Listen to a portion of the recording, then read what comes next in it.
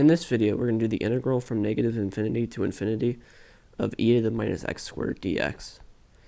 So this is also equal to the integral from negative infinity to infinity of e to the minus y squared dy. We'll have this equal to I.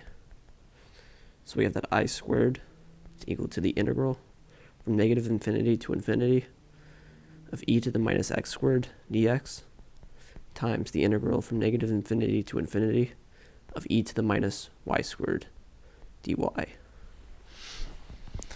So we're going to combine the integrals. So we have the integral from minus infinity to infinity, the integral from minus infinity to infinity again, of e to the minus x squared plus y squared. So this is originally negative x squared minus y squared dx dy. So we have that I squared equals the integral from minus infinity to infinity, integral from minus infinity to infinity of e to the minus x squared plus y squared dx dy. And we're going to let r squared equal x squared plus y squared.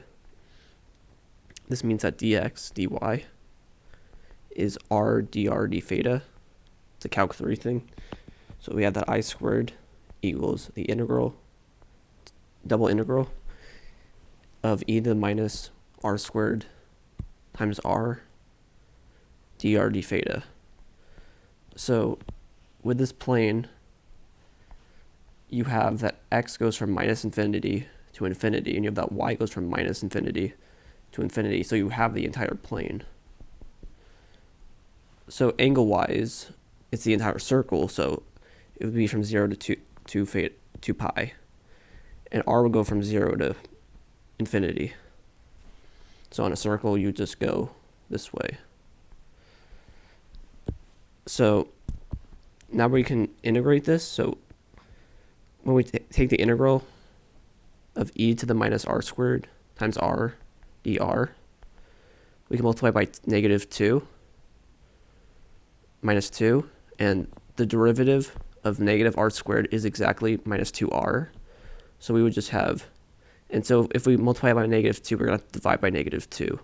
So this will equal negative 1/2 e to the negative r squared. So we're going to get the integral from 0 to 2 pi times negative 1/2 e to the negative r squared from 0 to infinity d theta. So we're going to change the negative on the bounds to invert them.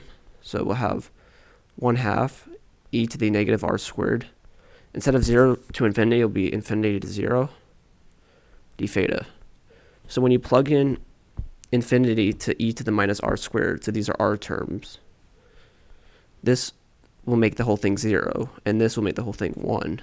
E to the 0 is 1, so this is 1/2 integral from 0 to 2 pi of 1 d theta. So when you integrate 1, you just get theta from 0 to 2 pi. Plugging in 0, you also get 0, so this will just be 1/2 times 2 pi, and this will be pi.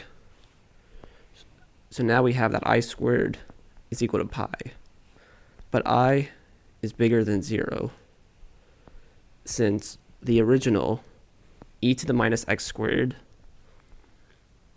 is looks like this, so the area is always positive.